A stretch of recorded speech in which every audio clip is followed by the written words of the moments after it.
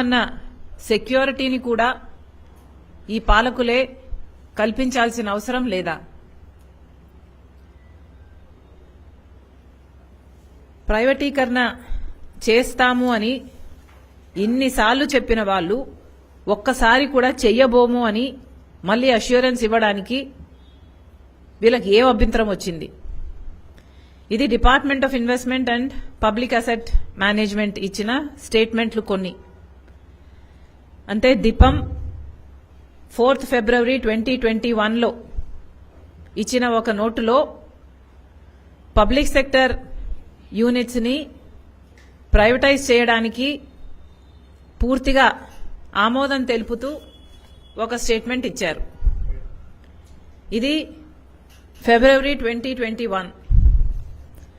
ఆ తర్వాత అదే దీపం department of investment and public asset management వాళ్ళు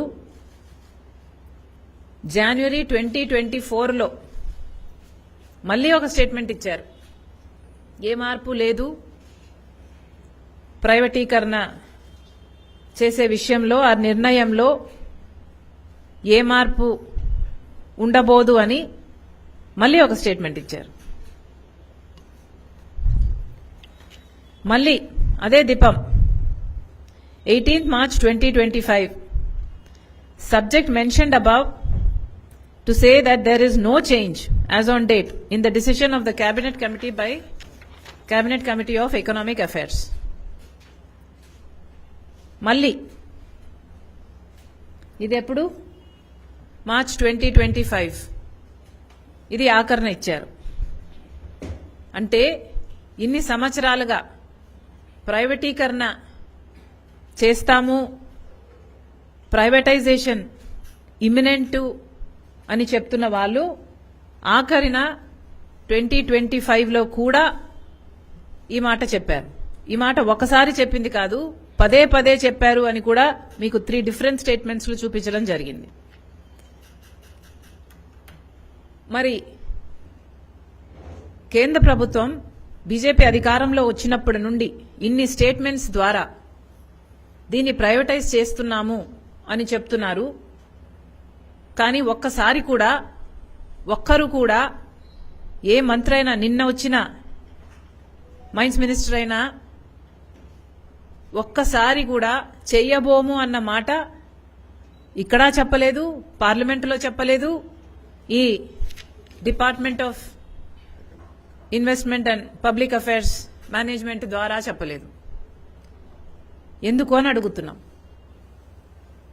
ఇది ప్రైవేటైజ్ చేస్తే మన రాష్ట్రానికే కాదు, ఇది దేశానికే నష్టం. కానీ ఇంత ఇన్సెక్యూరిటీ కలిగించిన వీళ్ళు కనీసం మళ్ళీ అష్యూరెన్స్ ఇవ్వాలి అన్న ఇంగితం కూడా లేకపోయింది. ఇన్నిసార్లు మోడీ గారు మన రాష్ట్రానికి వచ్చారు, ప్రత్యేక హోదా దగ్గర నుంచి ప్రతి విషయంలో మనకు అన్యాయమే చేశారు.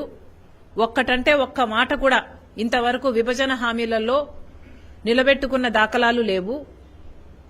ఇప్పుడు ఒక మంత్రి, కేంద్ర మంత్రి, బీజేపీ తరపున ఉన్న మంత్రి వచ్చి కూడా తూతూ మంత్రంగా వచ్చామా, స్వీట్ తినిపోయామా అన్నట్టుగా వచ్చిపోయారు తప్పితే ఏ ఉపయోగము లేదు. అదే పక్కన ప్రైవేట్ మిట్టల్ అండ్ నిపాన్ స్టీల్కి ఎంత ఉత్సాహంగా, ఎంత ఎగ్జైటెడ్గా, ఎంత ఎంతూసియాజం కనిపించింది. దాంట్లో ఒక్క వీసంతైనా దీని మీద శ్రద్ధ మీకు ఎందుకు లేదు అని అడుగుతున్నాం. విశాఖపట్నం స్టీల్ ఎందుకు మీకంత చిన్న చూపు అని అడుగుతున్నాం. విశాఖపట్నం స్టీలు ఎన్నో డిమాండ్స్తో ఎప్పటి నుండో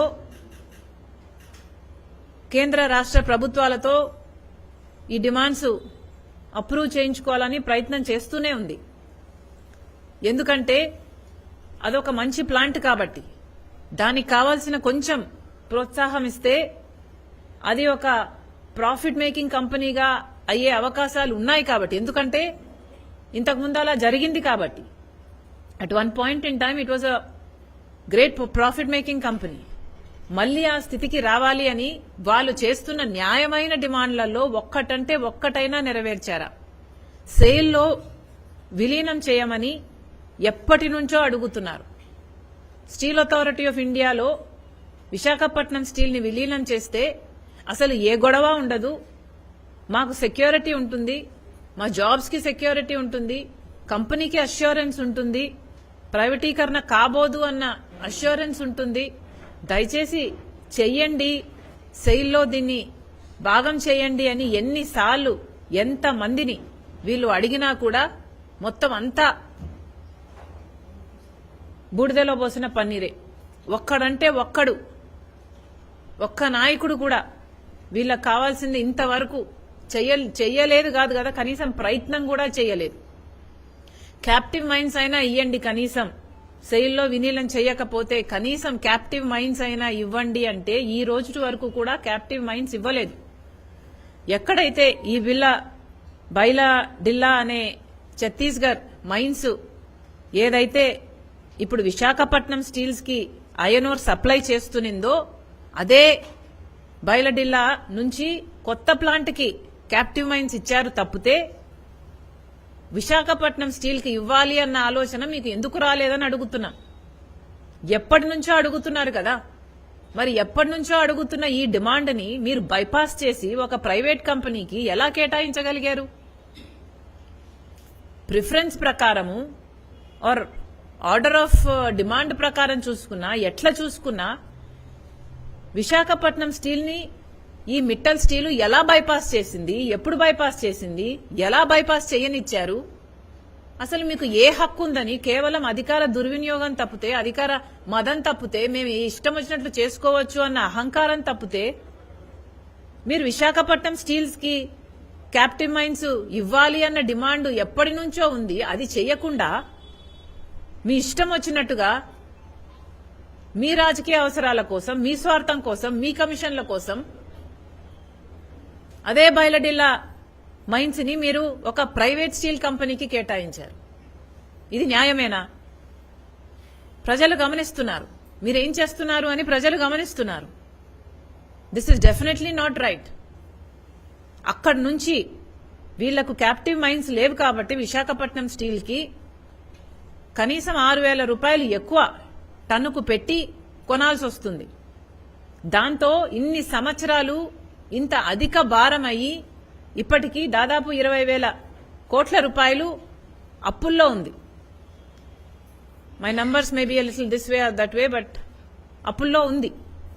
దానికి కారణం ఏమిటి అని చూస్తే ఇదే. ఇయ్యాల్సిన ప్రోత్సాహాలలో ఒక్కటి కూడా ఇవ్వలేదు. సెయిల్లో విలీనం చేయరు, క్యాప్టివ్